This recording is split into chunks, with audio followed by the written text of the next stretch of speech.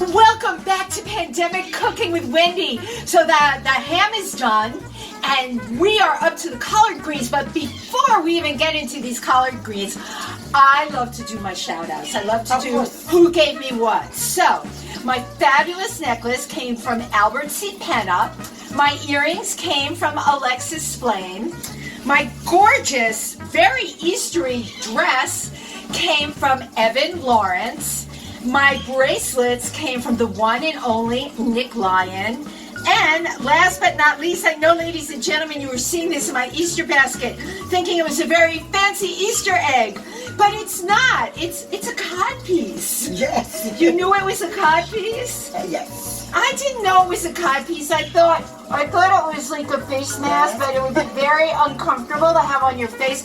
So it's quite pretty, and I guess you could probably put some like Easter eggs in it. Yes. And make it into like, oh, that's not a very nice egg that I pulled out of there. Here's a nice egg.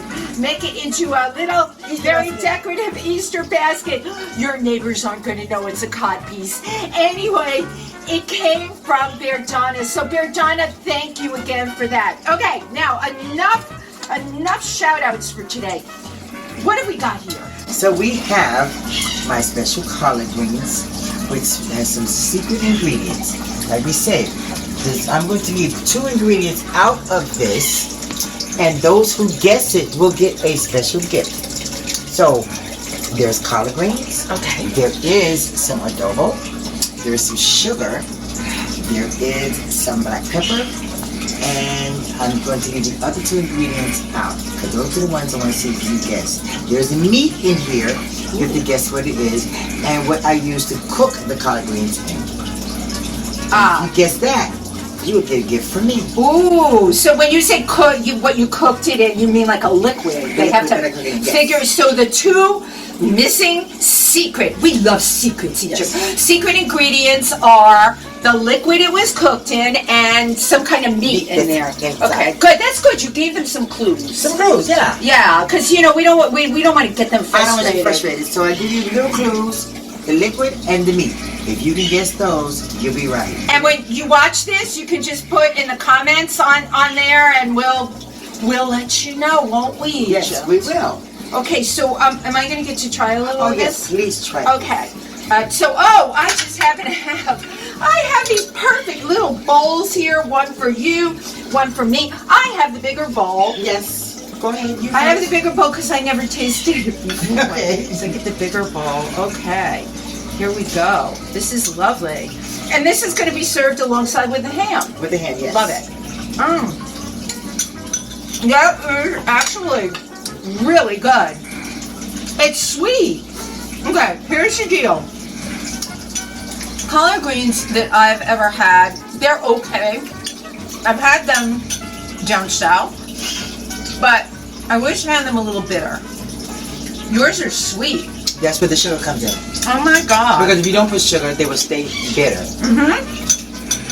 And you don't want a bitter collard green to me, because it makes it like, okay, I take that little bit and I don't want more.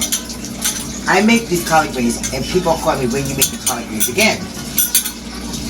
It's a lot of work to cut and clean these things. You have to cut and clean them for about you cut them, you clean first the full leaf.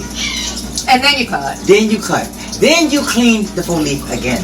Why do you have to clean it so many because times? Because you want to make sure no grit on it. Oh, right, because they come from the ground. Oh, ladies and gentlemen, the amount of things I've made with grit on it. You know me, it's too much if I have to. This is like you have to clean it and then clean it again.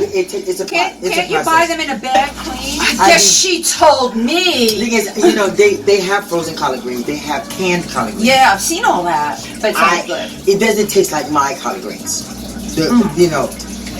They have some collard greens people talk about called glory greens. Glory greens! Yeah, I love that. I've never eaten them. Like glory, hallelujah.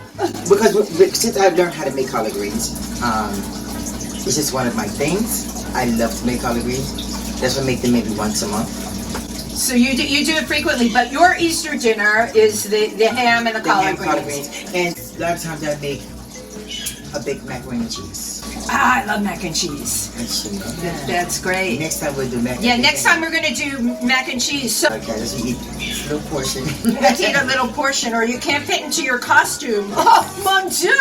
Oh, speaking of costumes. Yes. You've got some shows coming up. Yes, I do. So, tomorrow night I am doing a show it's going to be on Zoom, but it'll be available to watch on my Facebook, which is Egypt LaBeija. And it is for Trans Day of Remembrance. Fantastic. Trans Day of Visibility. Trans Day of Visibility. Now, I am very, very excited about your upcoming performance with the Imperial Court. So we can get that one. So, that one is called Bedroom Boudoir. Bedroom du Boudoir. Bedroom So, Boudoir. I am... It's French. Mon Dieu. Right. And we slept the night away.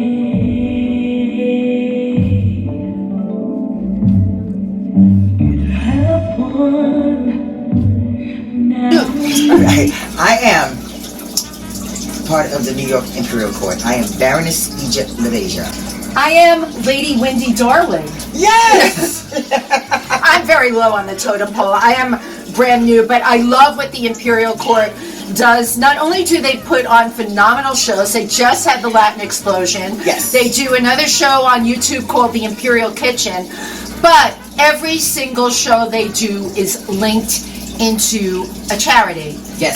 Every single one. And I, of course, met them last year when I was promoting my extravaganza, January 24th with Nick Lyon. And I went to a couple of fundraisers they did, and I'm like, I had no idea that the Imperial Court was all about, yes, they have incredible shows, but that every show benefits an organization. It's so cool. Every show that the Imperial Court